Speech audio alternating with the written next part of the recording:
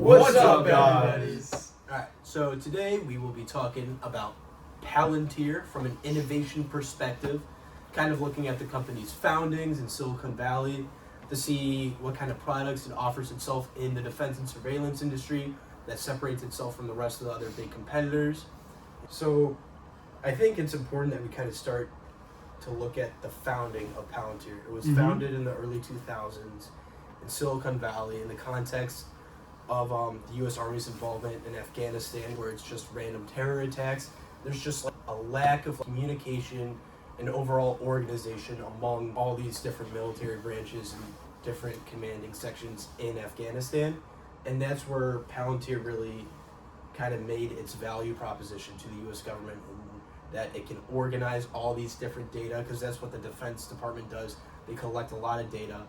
And Palantir offered itself to the Defense Department, being like, hey, we can put together all this data and then help you in real-time decisions, find out where these terror attacks are happening, and help basically eliminate the opponent. Yeah, and it was kind of part of that like new wave of like Silicon Valley firms that came in. Yeah. There's the big five, the primes earlier, right? Your Lockheed Martins or Raytheons of the world.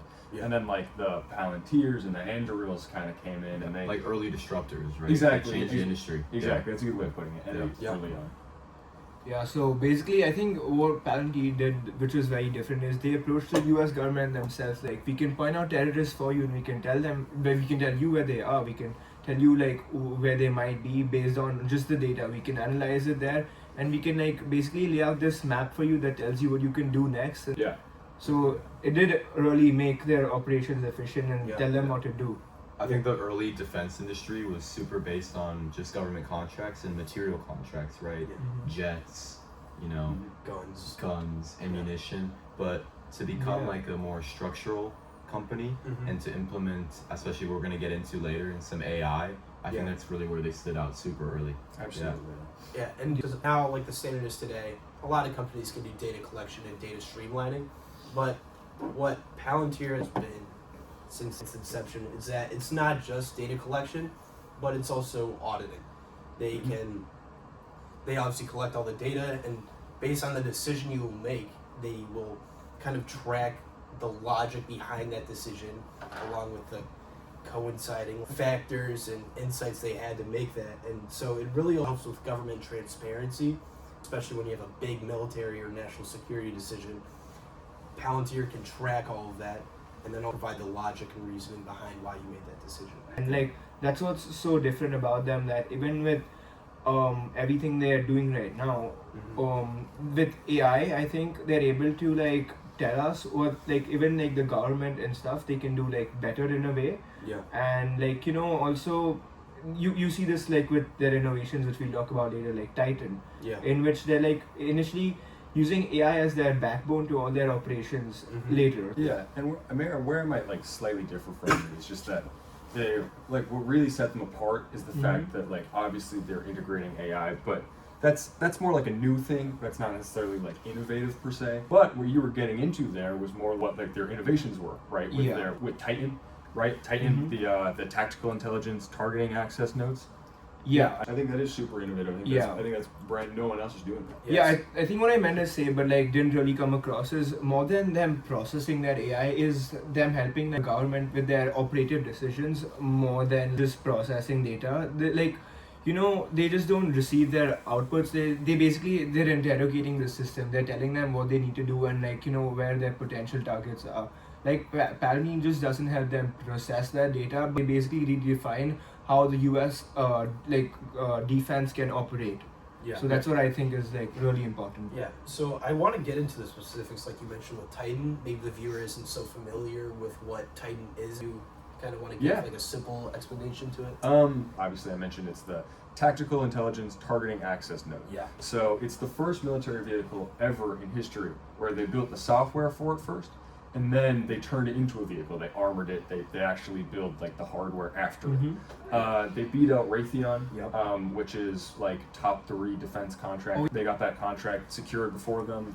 And basically what it is, it's a mobile ground station. So it moves, and it's like a tank, and it takes in like the satellite data, the stuff from drones, and also just data from the ground.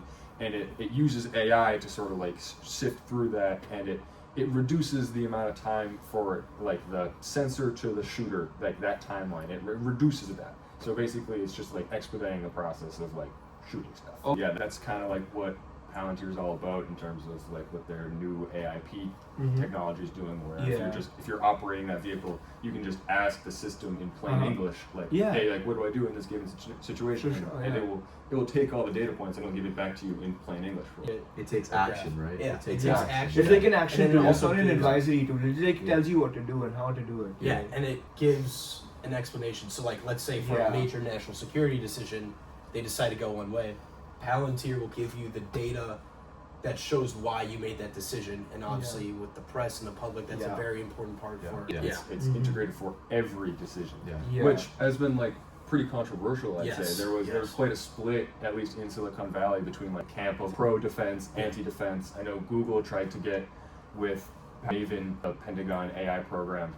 Google backed out after so many of their employees protested, but then Palantir entered, and you know their two CEOs, Alex Carr, Peter Thiel, they're pretty controversial figures on their own, right? So I heard there's a lot of like repercussions, sort of like socially. I think we should get into that for sure, right? Yeah. You hear in the news, right? Palantir.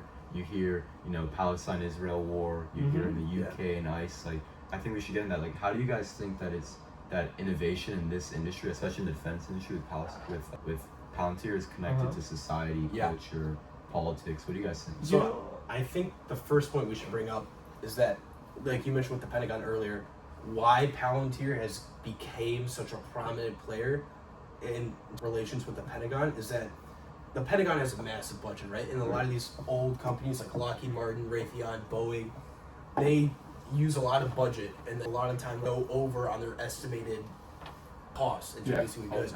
So that's one of the comparative advantages, Yes, right? Their Palantir costs, is right? historically a lot of their contracts have been even under the funds or all the government funding. contracts. Yeah. So I think that's positioned themselves to a point where the U.S. government and the Pentagon is more trusting of doing a contract with them first, which obviously allows it to expand into a lot more different places. You know, which can cause concern. I read this article, it was on the Financial Times, and it said about how Palantir's Q4 revenue in 2024 was 1.3 billion, and this shot up to like their 2025 revenue to be $4.9 billion, and That's a 55% of this it came from government contracts. So obviously there is a lot of government backing to Palantir. Like they know what they're doing, and that's like a lot of trust that the government just put into like just one firm. Yeah, and then with all that government support, like they get all the government data. Like for at least here in the U.S. with ICE, they developed this immigration OS. They developed this program called ELITE. That's an acronym.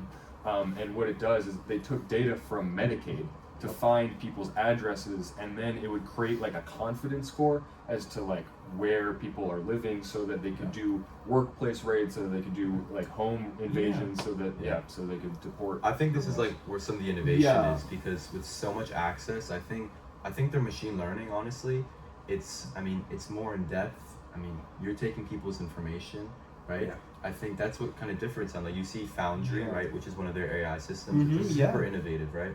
Which was Don was talking about with the auditing and everything. But the fact that they have so much access to so much information, I feel like that's where they're innovating, right? They have so much more data. Their AIPs is so much more advanced, and that's why their action is so popular. That's why they're being used by the government. You talk about not just the U.S. government, but also what you talked about, like about politics and everything. Like you see, even in the UK, the NHS, I think they're making a lot of progress there, right? I think that's an important point. There's a lot of protests within the UK because NHS, it's like one of the biggest healthcare systems in the world, has access to a ton of patient data. And now you're giving this to a corporate third-party organization that's not even in the UK, it's based in the US. To a guy that says like that we should spray our analysts that try to spray us with fentanyl-laced urine. This is there's a lot of concern about this. So I think May 30th, 2025, the New York Times published an article on Palantir that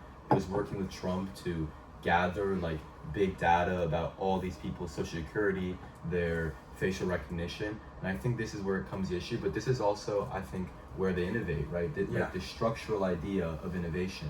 Like they're not selling products, right? They're selling a structure, and that's what these governments are adopting. And I think that's where Palantir is like differentiating itself. Yeah. It's selling a structure AI system, and of Yeah. course it has products like Titan, but the fact that it can use its AIP Foundry to audit, I think this is the structure that it's selling, and that's why it's so Yeah. successful nowadays. R&D's integration with like the U.S. Department of Defense and other big firms like the NHS, I think that's what let them get ahead of like Yeah. such big players. Like even Raytheon, what you talked about, for example, like $128 million contract is a really big deal. Yeah. Yeah. What are our final thoughts? You think? What do you think? Like, I think what Palantir's been doing is soon to probably become an industry standard, in that it's not just about the product, but about the entire ecosystem. I mean, Right. we kind of talked about it in Yeah. class sometimes with the Apple ecosystem. I think Palantir and then a lot of companies will follow in its place, and not just selling products, but also like an entire system of operations Yeah. across the entire government. Like, I'm kind of concerned in terms of like the morality of it, and that you're having these third-party companies have such a heavy hand in a ton of citizen data and then government decisions. Yeah. you get so much controversy, right? Like Yeah. that's I think what we're facing in the next couple of years. Yeah, And also you are just right. at the very top end, how like a few years ago they were saying, oh, we would never do this with, for example, with ICE. Like we don't want it to be something that targets like minorities, for example. Yeah. Mhm. I Yeah. think we'll explore more of this next week. Okay. Thanks for watching, guys. Thank you. Thank you so much. Thanks. How much you got? Like what? 20?